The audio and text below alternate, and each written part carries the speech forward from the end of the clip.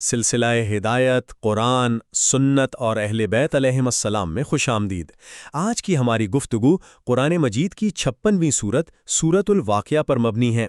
یہ ایک مکی سورت ہے جس کی 96 آیات ہیں۔ اس کا نام الواقعہ یعنی وہ حتمی واقعہ روز قیامت کی طرف اشارہ کرتا ہے۔ یہ سورت قیامت کے منظر، انسانوں کی تقسیم اور اللہ کی قدرت کی نشانیوں پر بات کرتی ہے، لیکن اس کی ساخت ایک گہرے سوال کو جنم دیتی ہے، اور وہ سوال یہ ہے کہ کیا سورۃ الواقعہ کا بنیادی مقصد خوف کے ذریعے انسان کو برائی سے روکنا ہے یا پھر امید دلا کر نیکی کی طرف راغب کرنا ہے؟ یہ ایک بہت ہی اہم نقطہ ہے، کیونکہ سورت میں جنت اور جہنم دونوں کی منظر کشی بہت تفصیل سے کی گئی ہے۔ تو آج ہم اسی بات کا جائزہ لیں گے کہ ان میں سے کون سا پہلو زیادہ غالب ہے۔ میں یہ موقف پیش کروں گی کہ سورت کا اصل زور امید اور رحمت پر ہے، اور اس میں جو نعمتوں کی تفصیلات ہیں وہ انسان کو ایک بلند مقصد کی طرف راغب کرنے کے لیے ہیں۔ جبکہ میرا موقف اس کے برعکس ہے۔ میں یہ دلیل دوں گا کہ سورت کا آغاز، اس کا لہجہ اور اس میں عذاب کی جو منظر کشی ہے، اس کا مقصد غفلت میں پڑے ہوئے انسان کو جھنجھوڑنا ہے، اور اس کا جو بنیادی محرک ہے وہ خوف ہے۔ تو آئیے اپنے اپنے موقف کو تفصیل سے دیکھتے ہیں۔ میں اپنی بات کا آغاز کرتا ہوں۔ دیکھیں، میرے نزدیک سورت کا مرکزی پیغام ایک سخت تنبیہ ہے۔ اس کا آغاز ہی قیامت کے ایک ہولناک منظر سے ہوتا ہے، جہاں زمین لرز اٹھے گی اور پہاڑ ریزہ ریزہ ہو کر منتشر غبار بن جائیں گے۔ یہ منظر انسان کے دل میں خوف پیدا کرنے کے لیے ہے۔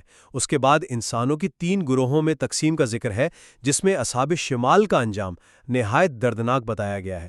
جھلسا دینے والی گرم ہوا، کھولتا ہوا پانی اور سیاہ دھواں، یہ الفاظ نرمی اور امید کی عکاسی نہیں کرتے، یہ آخرت کے احتساب کا خوف دلانے کے لیے ہیں۔ حتیٰ کہ جب اللہ اپنی قدرت کی نشانیاں بیان کرتا ہے تو ان میں بھی ایک پوشیدہ تنبیہ ہوتی ہے، جیسے یہ کہنا کہ اگر ہم چاہیں تو اس پانی کو کھارا بنا دیں۔ یہ سب اس بات کی دلیل ہے کہ سورت کا بنیادی مقصد خوف کے ذریعے اصلاح کرنا ہے۔ میں آپ کی بات کے اس حصے سے تو متفق ہوں کہ خوف ایک عنصر ہے، بالکل ہے، لیکن اس سے بنیادی محرک سمجھنا میرے خیال میں سورت کے بڑے پیغام کو نظر انداز کرنے کے مترادف ہے۔ میرا موقف یہ ہے کہ سورت کا اصل مقصد امید اور آرزو پیدا کرنا ہے۔ آپ دیکھیے، اصحاب الشمال کے عذاب کا ذکر تقریباً 16 آیات میں ہے، جبکہ مقربین اور اصحاب الیمین کی نعمتوں کا بیان تقریباً 28 آیات پر محیط ہے۔ یہ تعداد کا فرق ہی ظاہر کرتا ہے کہ قرآن کا زور کس طرف ہے، اور جنت کی نعمتوں کا بیان صرف کھانے پینے تک محدود نہیں ہے، بلکہ اس میں روحانی سکون، عزت اور بامی محبت کا ذکر ہے۔ آمنے سامنے تختوں پر بیٹھے ہوں گے، وہاں کوئی بیہودہ بات نہیں سنیں گے سوائے سلام ہی سلام کے۔ یہ ایک ایسی مثالی زندگی کا نقشہ ہے جو انسان میں شوق اور امید پیدا کرتا ہے۔ دیکھیں، خوف ایک وقتی محرک ہو سکتا ہے، لیکن دائمی تبدیلی کی بنیاد امید اور محبت ہی ہوتی ہے، اور سورۃ الواقعہ اسی امید کو پروان چڑھاتی ہے۔ اچھا، تو آئیے سورت کے متن کی گہرائی میں اتر کر ان نکات کا جائزہ لیتے ہیں۔ گفتگو کا آغاز قیامت کے منظر اور انسانوں کی تقسیم سے کرتے ہیں۔ بسم اللہ الرحمن الرحیم۔ اذا وقعت الواقعۃ لیس لوقعتها کاذبۃ خافضۃ رافعہ اذا رجت الارض رجا وبست الجبال بسا فکانت ہباء منبثا۔ جس وقت وہ واقعہ رونما ہوگا اس کے ہونے میں کوئی جھوٹ نہیں، وہ پست کرنے والا اور بلند کرنے والا ہوگا۔ جب زمین شدت سے لرزائی جائے گی اور پہاڑ بالکل ریزہ ریزہ کر دیے جائیں گے، پھر وہ بکھرے ہوئے غبار کی طرح ہو جائیں گے۔ اب آپ ہی بتائیے، کیا یہ الفاظ امید پیدا کرتے ہیں یا خوف؟ یہ تو کائنات کے نظام کے درہم برہم ہونے کی تصویر ہے، جو انسان کو اس کی کمزوری اور بے بسی کا احساس دلاتی ہے۔ یہ ایک واضح تنبیہ ہے۔ میں اس منظر کو ایک مختلف زاویے سے دیکھتی ہوں۔ میرے نزدیک یہ صرف تباہی کا منظر نہیں، بلکہ ایک نئے اور منصفانہ نظام کے آغاز کا اعلان ہے۔ خافضۃ رافعۃ یعنی پست کرنے والی، بلند کرنے والی۔ یہ آیت تو میرے موقف کو تقویت دیتی ہے۔ یہ دنیا کے ظالم اور متکبر نظام کے الٹ جانے کی امید ہے۔ یہ ان لوگوں کے لیے خوشخبری ہے جو دنیا میں پست سمجھے جاتے تھے، کہ آخرت میں انہیں بلند کیا جائے گا۔ تو اسی ہولناکی میں انصاف اور امید کا پیغام پوشیدہ ہے۔ یہ خوف سے زیادہ ایک انقلاب کا اعلان ہے نا؟ لیکن اس انقلاب کے فوراً بعد انسانوں کی درجہ بندی کا ذکر آتا ہے جو کہ بذات خود ایک احتساب کا عمل ہے۔ وَكُنْتُمْ أَزْوَاجًا ثَلَاثَةً فَأَصْحَابُ الْمَيْمَنَةِ مَا أَصْحَابُ الْمَيْمَنَةِ وَأَصْحَابُ الْمَشْيَمَةِ مَا أَصْحَابُ الْمَشْيَمَةِ وَالسَّابِقُونَ السَّابِقُونَ أُولَٰئِكَ الْمُقَرَّبُونَ۔ اور تم 3 گروہوں میں بٹ جاؤ گے، پس دائیں ہاتھ والے کیا ہی کہنے دائیں ہاتھ والوں کے، اور بائیں ہاتھ والے کیا حال ہے بائیں ہاتھ والوں کا، اور سبقت لے جانے والے تو سبقت لے جانے والے ہی ہیں، وہی مکرم ہے۔ یہاں ما اصحاب المشیمہ کے الفاظ میں جو تحقیر اور خوف ہے وہ بہت واضح ہے۔ اور ماں اصحاب المیمنہ میں جو تعظیم اور اشتیاق ہے وہ اس سے بھی زیادہ واضح ہے۔ قرآن تیسرے گروہ یعنی السابقون کا ذکر کر کے انسان کے لیے سب سے بلند معیار قائم کرتا ہے۔ یہ محض دوزخ سے بچنے کی بات نہیں ہے، یہ تو اللہ کا قرب حاصل کرنے کی دوڑ میں سب سے آگے نکلنے کی ترغیب ہے۔ یہ خوف کی نفسیات نہیں، یہ کامیابی اور فضیلت کی نفسیات ہے۔ روایات میں جب اس آیت کی تفسیر میں کہا گیا کہ اس سے مراد حضرت علی علیہ السلام اور ان کے پیروکار ہیں، تو یہ مسلمانوں کو ایک قابل تقلید نمونہ فراہم کرتا ہے تاکہ وہ اس بلند مرتبے تک پہنچنے کی امید اور کوشش کریں۔ میں آپ کی بات سمجھ رہا ہوں، لیکن آئیے دیکھتے ہیں کہ ان سابقون کے بارے میں قرآن آگے کیا کہتا ہے۔ ثُلَّةٌ مِّنَ الْأَوَّلِينَ وَقَلِيلٌ مِّنَ الْآخِرِينَ۔ ان میں سے ایک بڑی جماعت اگلوں میں سے ہوگی اور تھوڑے لوگ پچھلوں میں سے۔ یہ آیت تو امید بڑھانے کے بجائے فکر پیدا کرتی ہے۔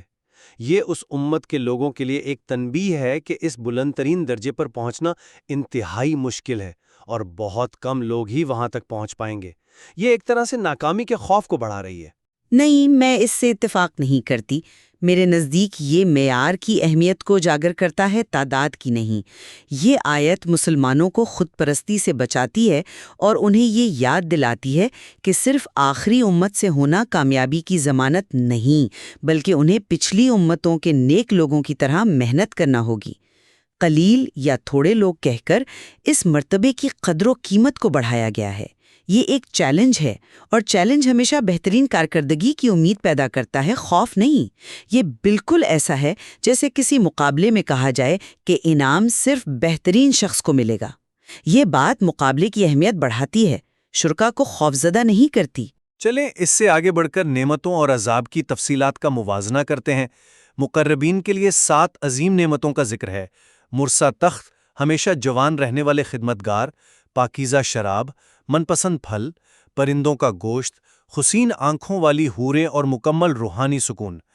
لیکن اس کے فوراً بعد اصحاب الشمال کا ذکر آتا ہے۔ فی سموم و حمیم و ذل من یحیوم لا بارد ولا کریم۔ وہ جھلسا دینے والی ہوا اور کھولتے ہوئے پانی میں ہوں گے، اور سیاہ دھوئیں کے سائے میں جو نہ ٹھنڈا ہوگا نہ فرحت بخش۔ اس کے بعد ان کے گناہوں کا ذکر ہے کہ وہ دنیا میں عیش و عشرت میں مست تھے، بڑے گناہوں پر اصرار کرتے تھے اور قیامت کو جھٹلاتے تھے۔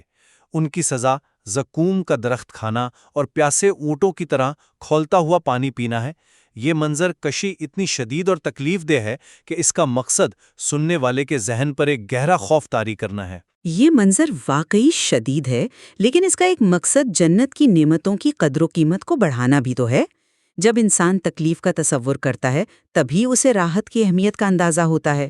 آپ نے مقربین کی نعمتوں کا ذکر کیا، لیکن اصحاب الیمین کی نعمتوں کو نظر انداز کر دیا۔ ان کے لیے بے خار بیریوں، کیلوں کے باغات، لمبے سائے، بہتے پانی اور کبھی نہ ختم ہونے والے پھلوں کا ذکر ہے۔ اور سب سے اہم بات، ان کے بارے میں کہا گیا ثُلَّةٌ مِّنَ الْأَوَّلِينَ وَثُلَّةٌ مِّنَ الْآخِرِينَ۔ اگلوں میں سے بھی ایک بڑی جماعت اور پچھلوں میں سے بھی ایک بڑی جماعت۔ یہاں آ کر قرآن اکثریت کے لیے امید کا دروازہ کھول دیتا ہے۔ اگر السابقون کم ہیں تو اصحاب الیمین کی تعداد بہت زیادہ ہے، جو ایک عام مومن کے دل میں یہ امید پیدا کرتی ہے کہ وہ بھی اس گروہ میں شامل ہو سکتا ہے۔ تو خوف کا دائرہ تنگ ہے، جبکہ امید اور نجات کا دائرہ بہت وسیع ہے۔ میں اب بھی یہ سمجھتا ہوں کہ سورت کا جو مرکزی زور ہے وہ ان عقلی دلائل میں ہے جو قیامت کے منکرین کو دیے گئے ہیں، اور ان دلائل کا اختتام بھی ایک تنبیہ پر ہوتا ہے۔ اللہ تعالیٰ انسان کی تخلیق، زراعت، پانی اور آگ کی مثالیں دیتا ہے۔ یہ سب قدرت کی نشانیاں ہیں، لیکن ہر دلیل کے ساتھ ایک طرح کی آپ کہہ لیں دھمکی بھی ہے۔ زراعت کے بارے میں فرمایا لو نشاء لجعلناہ حطاما، اگر ہم چاہیں تو اسے ریزہ ریزہ کر دیں۔ پانی کے بارے میں فرمایا لو نشاء جعلناہ اجاجا۔ پانی کے بارے میں فرمایا اگر ہم چاہیں تو اسے سخت کھارا بنا دیں۔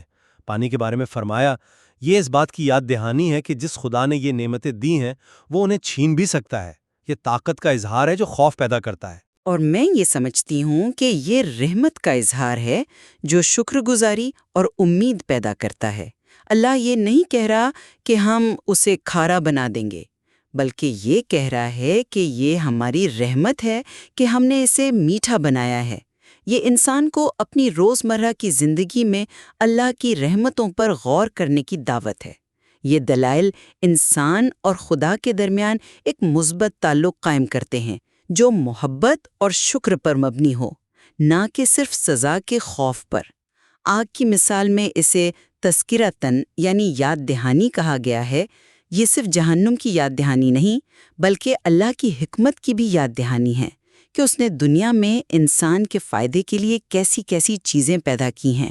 سورت کے آخری حصے میں یہ بحث اپنی عروج پر پہنچتی ہے۔ اللہ ستاروں کے مقامات کی قسم کھا کر قرآن کی عظمت بیان کرتا ہے اور پھر انسان کی سب سے بڑی بے بسی یعنی موت کا منظر پیش کرتا ہے۔ فلولا اذا بلغت الغلقوم وانتم حینئذ تنظرون۔ پھر ایسا کیوں نہیں ہوتا کہ جب جان گلے تک پہنچ جاتی ہے اور تم اس وقت دیکھ رہے ہوتے ہو؟ یہاں انسان کو چیلنج کیا جا رہا ہے کہ اگر تم اپنے آپ کو خود مختار سمجھتے ہو تو اس روح کو واپس لوٹا کر دکھاؤ۔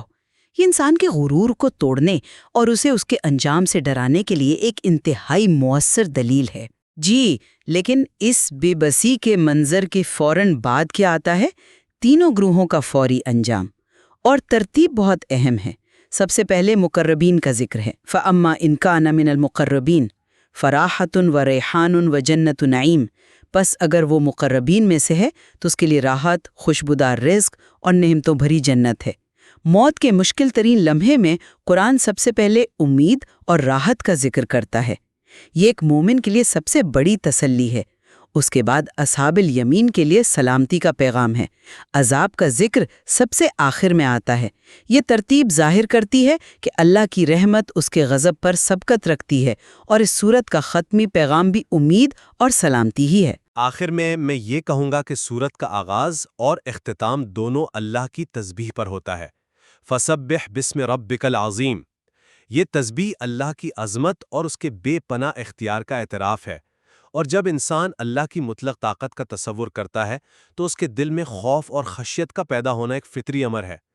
اس سورت کو پڑھ کر ایک غافل انسان سب سے پہلے اپنے انجام سے خوفزدہ ہوتا ہے، اور یہی خوف اسے عمل کی طرف لاتا ہے۔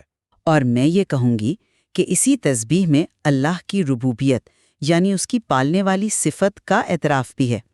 رب وہ ہوتا ہے جو محبت سے پرورش کرتا ہے۔ یہ سورت ہمیں یاد دلاتی ہے کہ ہمارا رب عظیم ہے، اور اس کی عظمت صرف سزا دینے میں نہیں بلکہ بے حساب نعمتیں عطا کرنے میں بھی ہے۔